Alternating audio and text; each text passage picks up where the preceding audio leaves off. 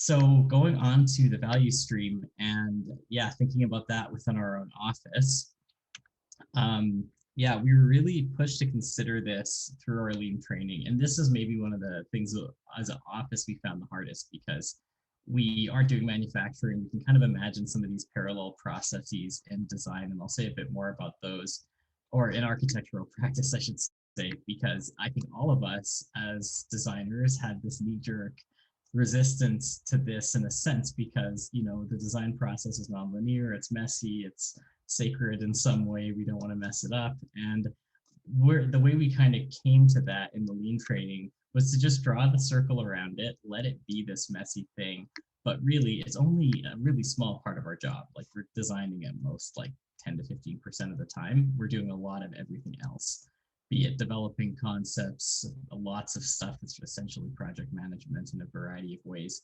And so I think all of us felt better to just leave this crazy stuff in its corner and still be thinking about continuous improvement and about, ways that maybe we could be designing a bit better, but we could allow it to be messy and have its thing while directing our attention more toward all the other part of our work. And so for us, I think the thing that's helped us think most about how to translate things like the 8 wastes and other issues of our value stream and how we're working into an architectural office is the fact that we do deliverables-based work. So we always have these check-ins or these moments where things have to be handed off or someone else has to review work that we've done. And I mean, the bad side of this can be when you really get siloed and you do this giant amount of work without feedback, and then you get the feedback and it's not what you were hoping for. So I think it doesn't have to be that way. You can certainly have much, much smaller scoped, well, still deliverables work. You're sending in stuff to be reviewed, but it's a 5-page report, not a 50-page one or a massive drawing set. So for us, thinking about that process and about when we make deliverables, what we're making them for, and what each type of deliverable is trying to do has been really useful for us, because there's a lot of conventional deliverables in architecture where you just kind of do them because that's what you make, and we want to get away from that. Of course, it's nothing lean about that, and it's not doing us any good either. And so yeah, that's been a really useful thing, to just be aware of what's the right thing to make at the right time, and also just being really explicit about that with clients as well. So, talking it through and figuring out in the unique situation of each project, what would actually be a desirable thing to have. So yeah, moving from that on to creating flow. We've done that a few different ways in the office. So first up, and unsurprisingly, is meetings, because we have a bunch of them, but we'll come back to it. But COVID's been a kind of mixed blessing in disguise on that front. Better awareness of our processes of how we're working, because we do have a lot of repeated processes in the office that we do regularly, so we can kind of be smarter about that. There are certain types of tasks that really lend themselves well to 5Sing, so we've been trying to actively do that whenever it's been possible. And finally, pull planning, which kind of goes into the next section, but I'll just talk about, let's talk about these 4 here. So for meetings, prior to this, definitely had ones that would stretch on much too long. And we've been much more vigilant about having someone who's maybe, more in control of the meeting, or having much more of a clear agenda. And in the meetings where we haven't been able to come in with one, we just spend the first few minutes of the meeting setting that clear agenda and planning for the rest of it. And we've had a huge, huge improvement in this, I would have to say. It's been, way faster than it used to be, getting the information way better. And as I said about COVID, because we're not working in the office together, or at least most of us are not, we have kind of a skeleton crew in there. It's been much more focused, where we'll have a lot more short meetings, which we found is extremely useful for keeping the flow going. So it might be 15-minute meetings here and there spread over 3 days or something, instead of an hour-long meeting that's supposed to cover, everything to do with this project for 1 week. We still do sometimes have those kind of larger project management check-in things, but we found that's helped hugely. And because it's kind of known that it's supposed to be as quick as you can do it meeting, that whoever's meeting, you come in with a really clear objective, a really clear kind of range of acceptable outcomes, I guess, of what you could hope figure out from this thing, and you just get on with it, and it keeps the flow going throughout the day. And I'll say a bit more of this in the next section, but we changed our whole other kind of way of meetings in the office. I'm just trying to think, maybe I have it now. I want to make sure so I don't mess my notes up. Oh yeah, no, I'll come back to it. Okay, anyway. And yeah, as far as processes go, various stuff like the thing I've got here, it's printing stuff from AutoCAD. We do this stuff all the time, but because we all know how to do it, but we may not be doing it the same way. And as an office, we do value consistency and having a good, I guess, certain sense of consistent quality. So we've started basically documenting the various things that we essentially are mostly doing as established processes and formalizing them a little bit, making documents for them in this case so we can refer back to it. And even in my case, it definitely speeds up the workflow quite a lot because we just have these standards to refer to when we need them. And as an office, I think we're actually resistant to doing too much of this. So there's a kind of interesting dance where we're all kind of negotiating when we're going to do this and which things are going to maybe stay a little bit more open. But it's been super valuable for us. And speaking of 5S tasks, so I do a fair bit of graphics work whenever that comes up in the office. And there's lots of things about that are very much like a little workshop. So I've got my Photoshop open and I've got a bunch of little graphics files and other things to work with. And having all of that ready to go when I need it in the place that I expect it to be, and with some of the formatting in the Photoshop file or something, all of that can speed things up massively. And I have found that it has. So taking a kind of 5S attitude toward the workplace in that specific way has been super useful. Yeah, and we'll move on to pull planning now, which takes us to the next section. So this has been kind of like bane for us in Lean, but it's probably been the biggest challenge for everything with Lean for the office. I think because we had one kind of more negative experience with it early on, and then it's tough to kind of get buy-in after that happens, but we've got to a pretty good place now. And so I guess there's been kind of two halves to this for us. So one half of it has been the office workload itself. And so during our Lean training, we tried to pull that over into a pull planning style. So as far as basically just like what is each employee working on throughout the week. And so before we had this pretty brutal chart on the left that we would fill out in this like hour-and-a-half meeting every Monday to try to estimate what the week was going to be and if someone was going to be like crazy too many hours they had to do, and would maybe check it back in the next week to see. But there really wasn't much flow in this. It was a pretty slog of a meeting every week that we had it. And you know, it came out of when the office would have been 3 people and it was up to 5, I guess, when this was happening. And that was already too much growth for this. So switching to the in-office pull plan kind of worked moderately. I think we were all doing okay with it, and COVID hit. And that really threw everything to the wind because I think we didn't quickly get into any system of moving it online or having someone like take photos and update it or something who was in the office.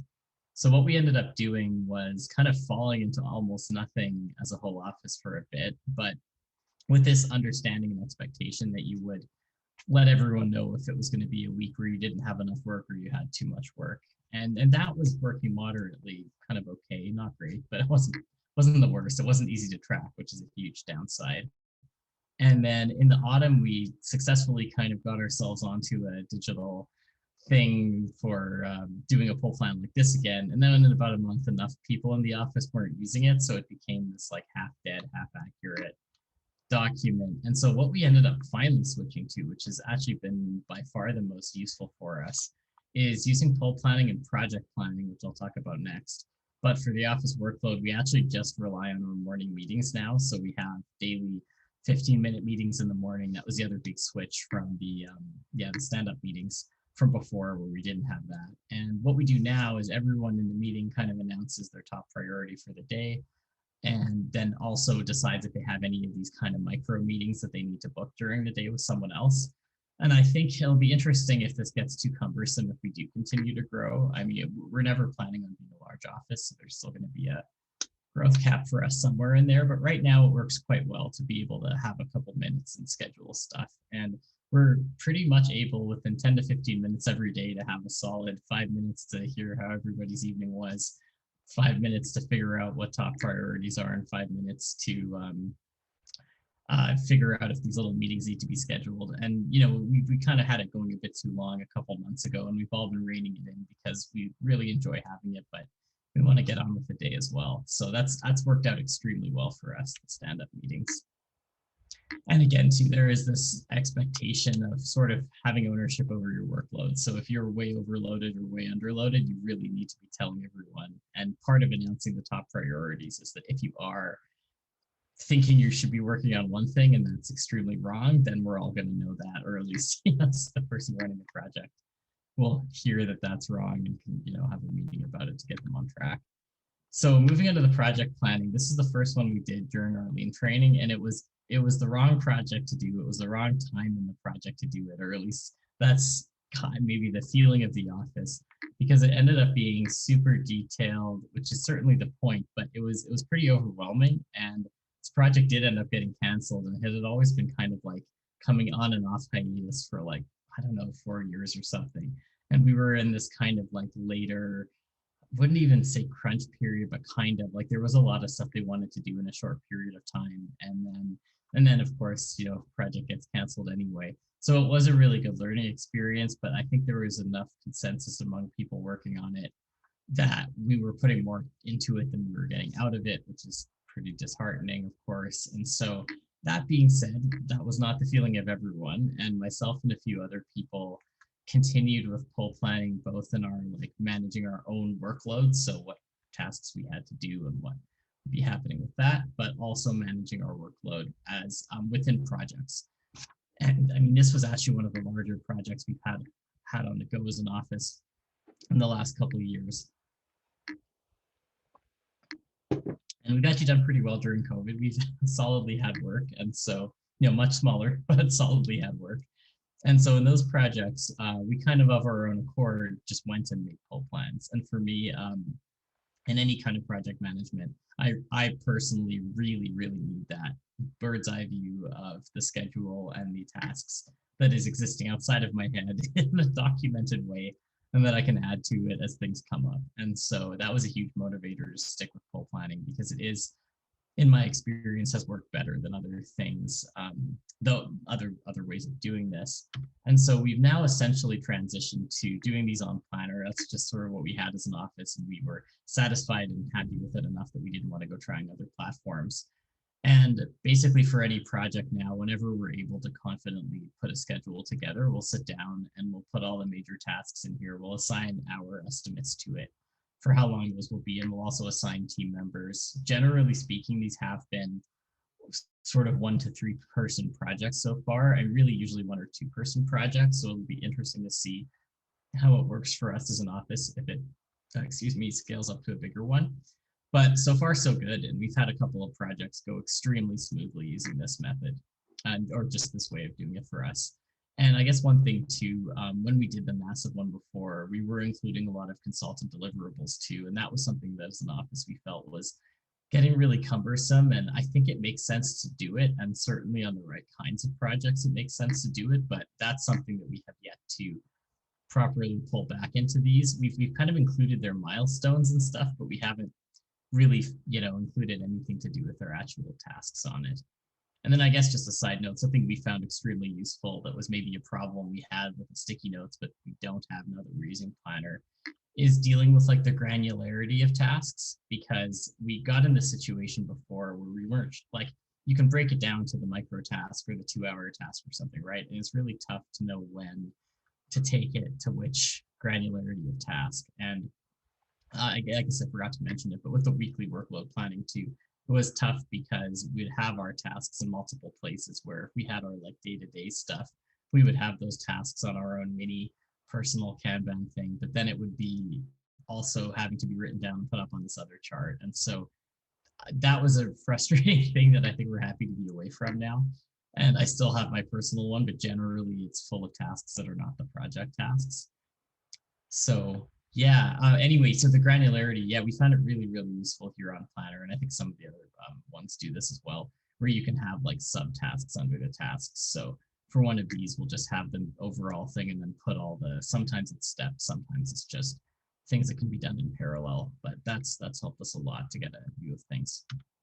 So on to the final part of this, continuously improving. So I think this has always jived super well with us because when we were doing a lot of sort of like personality assessment stuff as part of our lean training, like most of the office is lifelong learners that are really motivated to go and learn more stuff and try things out. I mean, still wanting some structure, but open to change, I would say, more or less. And that's so this has come well. And I think what this led to us in a weird way, doing all this training and adapting to COVID with our workflow and thinking about what is the way that as a company doing, with a company with expertise in architecture, let's say it like that, what can we do to push for a better built environment for everybody else and, us included, but that's really this kind of core motivator for us. And so what we ended up deciding to do is put together this online training targeted at essentially like everyone else in the building industry, especially the people who have some control over maybe what you build and why you build it, and how you build it, I guess, too, would be part of that. But we're thinking maybe less some of the specifics of construction and more some of the broader stuff. So at the end of the day, we live in buildings. Our whole lives are happening somewhere. And I mean, building city spaces, whatever. Very few of us are living in a single house off grid somewhere. And so as a result, this has actually a pretty big impact on us psychologically. There is a lot of evidence now. Unfortunately, the architectural profession has been very slow to adapt itself to any of that evidence of the last, say, 40 to 50 years now. And so how we could bring some of this environmental psychology and also some other areas, cognitive science, other findings, sociology, back into thinking about the design of spaces and, why might you do it one way and not another way, was the motivator for us to try this out, and thought, okay, why not see if we can try to offer some kind of training course, really not meant for us, so not super technical, but super clear about maybe what kinds of things on a definitely shoestring budget you could do to improve your spaces, or just be smart about it. Allocate the expensive parts of your building toward the things that are actually going to increase people's enjoyment of it, instead of just throwing it in like some money pit of some nice feature that no one actually cares about, right? And that happens a lot, at least in our view as an office. So Lean really led us through this, where thinking first about where the value lies, and the value here is what people could do with the information they learned about. So we really structured the course around that idea of really simple areas with clear solutions related to that. It's a really broad concept, which is terrible because you can't have it be for everyone in that way. So we decided to narrow it down onto housing, because that's a particularly bad area, we think, of the built environment, that it's actually, I think there's almost nothing harder than making good housing. it's not too bad to make okay housing, and there's so much bad housing everywhere. And the fact that people live here and this is like home for them is actually kind of sad a bunch of the time, when these places are in disrepair, or they're just not very much thinking about human-centered stuff from the get-go. So for us, that was the value, that was the focus, and then it was the question of how to get there. So we developed pull plans for all of this. It forced us to learn a lot of stuff that we don't usually do, as far as what it means to put together a course. And so the continuous improvement was really there. Thinking about the modules of it from the perspective of the people that would be taking it, that it would be really clean. And especially with housing, there's a lot of people that a major view of the audience for us was just people that are already own housing, because there's a huge amount of money lost in housing to tenant turnover, and also just property damage, essentially, which is usually a kind of thing where you have some and then it makes people be rougher with the space and damage it even more. So it was very much about thinking backwards from that and trying to have a really clear value proposition, and just a sense of like, okay, how can we propose things that are actually going to improve things, instead of just, pie in the sky ideas.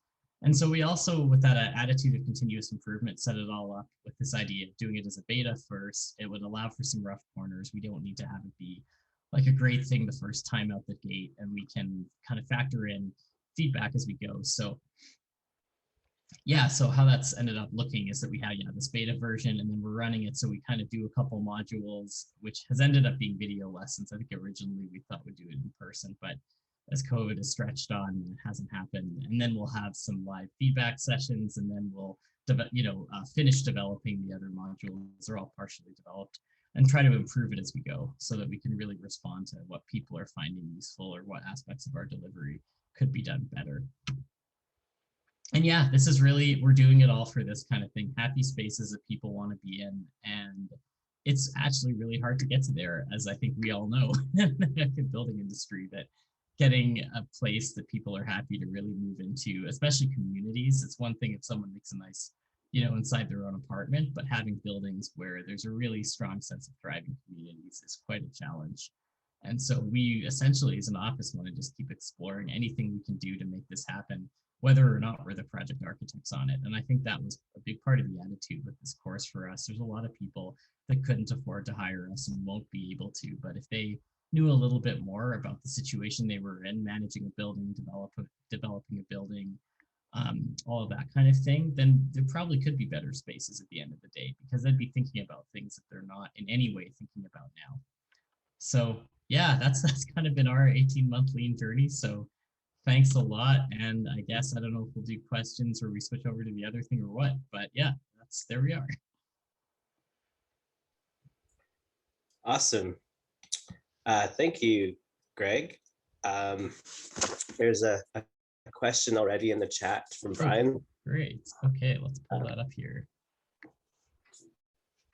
Yes, so we did lightly involve them on that project that got canceled to just kind of check in with them about deliverables and stuff. But I mean, really, since that, anything I've worked on, the role of consultants has been small enough that it's essentially been letting them know when deadlines were and stuff. And that usually fit into the broader project. I mean, there's only one I'm thinking of for me. And that one was actually just an assessment report of an existing building. So we just needed stuff by them by a certain date. And it was pretty straightforward. So I think, as soon as we have another conventional project, that's going to be an interesting thing to see how we try to do that, because I guess I say conventional, but we're doing conventional stuff too. But for an interior renovation, whether or not you have the other consultants and how you have them is a very project by project thing, whether or not you're going to poke on the mechanical or structural systems. And I mean, we're in one now where we didn't know if we would have one, and then now the client has gone and brought some on and they're not under us in the usual contract. So I think that's going to be interesting.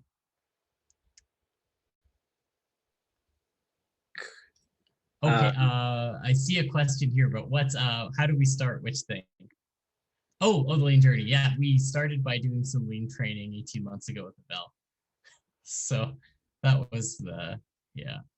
And I guess I should say, I find it all very amusing, because I've been over to Japan a number of times and I'm like fairly familiar with enough things about Japanese culture that when I came onto lean stuff, it's like, oh, okay, I see what's going on here. And I'm just kind of laughing at it a little bit, because it's, okay, fine, it's Toyota that did some of this stuff, but I was at a history museum over there, and they've got like a printmaker's shop, or even a woodworkers, but they have the whole shop set up in the museum, and you just see that kind of 5S workplace from 1750 or something, and it's like, yeah, this is how to be a craftsman. This is the thing, right? So it's pretty amusing, anyhow.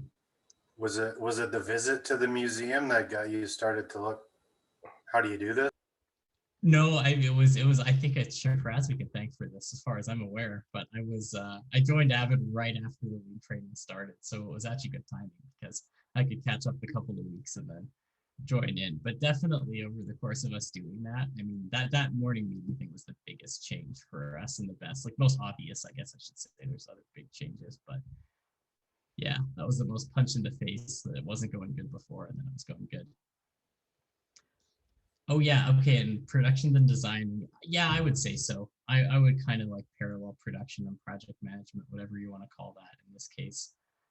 But yeah, there's a lot more time spent on that side of things. Greg, if you don't mind, it's helpful to repeat the question. I will, yes, you're right, yes. Okay, so I'll thank you, Shiraz. Okay, so I will just grab a drink here, actually. But yeah, keep the questions coming. Yeah. Very good. So yeah, is architecture more about production than designing? And yeah, I would say yes. I guess more about gets weird. It's like the design is actually where a lot of the value is created, I guess, and kind of refined. But to actually get that developed and refined and carried through the process is a gargantuan task that is just insane. And you're doing this thing between, you need to have enough of a real vision that it's interesting at the end of the day, but it needs to be able to adapt to the circumstances as you're developing that. And you do this weird thing where you're both like learning the context of the project and like what would be the most appropriate and, you know, good thing for its community from our view as you're designing it. So then maybe you do find something out later that makes you really reconsider some of those earlier design moves. And I mean, that's a really tough thing because you can't go making these massive changes later on. Just you can't and you shouldn't. I mean, people try to do it anyway, but it's generally a bad idea.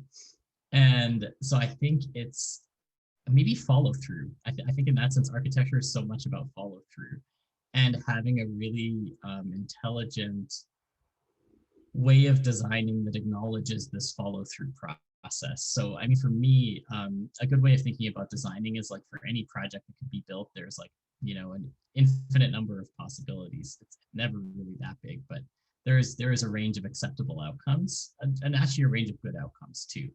And so if we're doing our job well, we're kind of trying to fill in that circle of possibilities. And so if one corner early on we think is not going to work, you know, we try and do some sketches and like, oh, this probably isn't the right approach. We still have those sketches. So if 2 months later, something goes sideways, we can go back to those early sketches we didn't keep exploring. And then we're already like halfway there because we've explored that area a bit more. So it is a very delivery, or follow through. Yeah, that it's, and follow through essentially looks like production and project management in some ways. I'd say especially project management kind of production, but yeah. And then, yeah, to continue. So anyway, I hope that answers it. I should ask that. And okay, and then so the next one is a good one. So what has been the biggest challenges and success so far in transitioning to use of Lean? So the biggest challenge is, unsurprisingly, I think, been buy-in, because when it's different, and I'm really specifically referring to pull planning here, I think that's been, you know, some people are more enthusiastic about it than others, and you need to have enough buy-in to consistently be using it. So I think the way it went in the end was kind of the right thing for us, where those of us that wanted to use it used it, and those that weren't as enthusiastic weren't. But then because those of us using it in projects did have so much success with it, that ended up being enough of a like proof that, okay, we're going to actively keep using this for projects, even if we don't try to do the whole office workflow that way. And yeah, so that's been, and then biggest success, actually, funnily, I think, has been the stand-up meetings in the morning. That's been really essential during COVID to have that bit of socializing every morning. I mean, it's an awesome office. Like, I've never worked with such a good group of people, and that's, I think, part of how we can take this kind of, I don't know, it's an industry full of stuff going wrong, right? So having an internal team where everybody's supportive and trying to encourage each other and taking a, you know, hopefully not fake optimism, but a sense that we're going to pull through and that we'll make the best of what comes and have a good time doing it. That's been amazing. And so I think, yeah, it would be, for us, it would probably be those morning meetings that have gone the way they have. But the pull planning, and I think awareness around value is like a very intangible benefit, but I think it's there in a way that it wasn't there before, and leading us to think about doing this course. I mean, we're all kind of holding our breath. So we put it up for registration yesterday. So I should say, if anyone's interested, there's more about it on our website, which is just avidarch.ca. We'll put that. And Building to Thrive is the link on the website bar. But basically, yeah, this is going to be an interesting thing to see if we're going to be able to deliver the value in that way.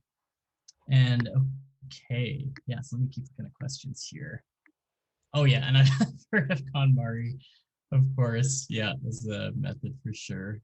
Yeah, and that was certainly in my mind when I was learning 5S, actually, because there's lots of overlays with that. And am I working with project management? It's one word, so I don't know if that's a software or just doing project management in general. Is that the question?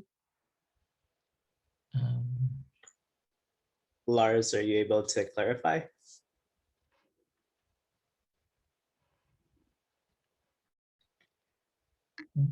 I am not sure. I can go on to the next one then. Yeah. Yeah. So best I time to just bring had on to the unmute. Sorry. Oh, sorry. Yeah. Oh, please say it again. Yeah. Because I worked in an architect office, and then I moved recently to project management. So I'm thinking a lot of civil engineers are working with project management and other people with economy. So there's some people are against architects working as project managers, but Oh, I see. ideally, yeah, ideally, I think architects are very, you have the broad perspective. So I was thinking inside your industry, the building industry, are you working as project managers, or are you just working as designers or architects? Yeah, we are just working as designers, architects. So when I say project management, it's really internal project management, I guess Okay. I would say. Yeah, I guess I should have made that clearer. But yeah, I mean, I guess as a, as a teenager, you're going to architecture, 20 something, not really knowing as much about the work as you could. I had a better sense of many because I got a couple of good summer jobs. But basically, yeah, it was this thing that everyone thinks architects are architecting and designing and stuff. And it's like, yes, some of the time, a little bit of the time, but really it's so much more of this other kind of work to actually realize the project and get it through all these challenges it's invariably going to have. And Ian has had his hand up, so maybe you could ask Oh, his perfect. question. Yes, please. Yeah. Oh, Well, I are think you there, Ian? Okay, I can do one more question. Maybe he's trying to grab a coffee or something. So Sorry, oh, Ian's all here. good, all good. Ian's having technical difficulties, and I don't think I put my hand up, but yeah, anyways, sorry, I'm just No worries. struggling to get set up here, so thank you. Cool, all good. So the next one we have on here is from Brian, and it's when is the best time to bring the contractor on board? So I'm very in favor of very early, but again, you need clients to support that, I think is the biggest thing. And I'm also earlier in my career than many people. And so I think that's another one where if people are really, used to the process from other stuff, then they're maybe going to have the bias to stick to what they know. But I'd like to see it come in earlier. I think there's lots of good possibilities for that. And I don't like the surprises that invariably come in when they come later. And even, I mean, I went to Dalhousie for architecture. I'm from Edmonton, but ended up out there, I guess like Shafraz. And at least for sure when I was there, compared to a lot of other schools, there's very much an attitude that the art of architecture is in the construction and the details of the building, which is a very different attitude than you'll find in lots of the profession, who is a bit more indifferent towards how it's all put together, the finer points of that. I mean, some people care, but yeah, maybe that's not where the passion lies, for instance. And so for me anyway, the idea that I would ever be designing or, drawing out some white rectangle without having any idea of what it's going to be built out of is very foreign to how I work. I don't think that's true for the whole AVID office, but in my case, it ends up being a big motivator to have that input from the contractors early on. And I mean, actually, I went through what would essentially be an integrated project outside of, in between finishing school, doing some other stuff, getting a different degree, and now getting to become an intern and officially getting licensed. I did work on an infill project, and the contractor was involved the whole way through those houses. And so it definitely meant that, there were things we were talking about early on that we wouldn't have been if it was left until later. And so that was a pretty good project, or good experience in that sense. You could say maybe bad project because the market tanked a bit and it was definitely ended up being a bit of a loss. But otherwise it's, yeah, lots of learning on that. Okay, I hope that answers it, probably. And then I guess we've got one more on here. So negative attitudes. I don't think we've had any outside yet that I'm aware of. I feel like it'll happen. Stuff always happens. I mean, yeah, we've got some crazy stuff on the stuff getting built right now that is just like someone was living under the hoarding and like took a piss all over our mock-up sample of the brick wall. But this is construction and architecture. And they built the mock-up wrong too. They used the wrong grout, so it's good we had them build it. But anyway, this is the joy of it all. So I don't know. We'll see if we do. Inside, I would say not against lean, but maybe some negative just around like the specific things, whether they're doing enough for us versus the work you put in, right? And I think again, it was just really that specific kind of nightmare project pull plan where in hindsight, I wish would pick something of like medium complexity that was at a better starting point. But I think the flip side is if everyone had gone in not expecting it to do everything or something, maybe that would have been better too. But yeah, it just wasn't the right project because that project already had such a weird kind of, it was actually way more complex than even usual. We had a crazy number of consultants on it because there was some other stuff going on. So yeah. Awesome. Well, I really appreciated Greg's kind of candid and direct information and experience and relaying even the hard things to do and the barriers that they experience at AVID, having kind of seen their journey kind of from the beginning, because I was helping Avel on the lean training aspect. It actually opens up some ways we want to try and get lean adopted in a more readily accessible fashion.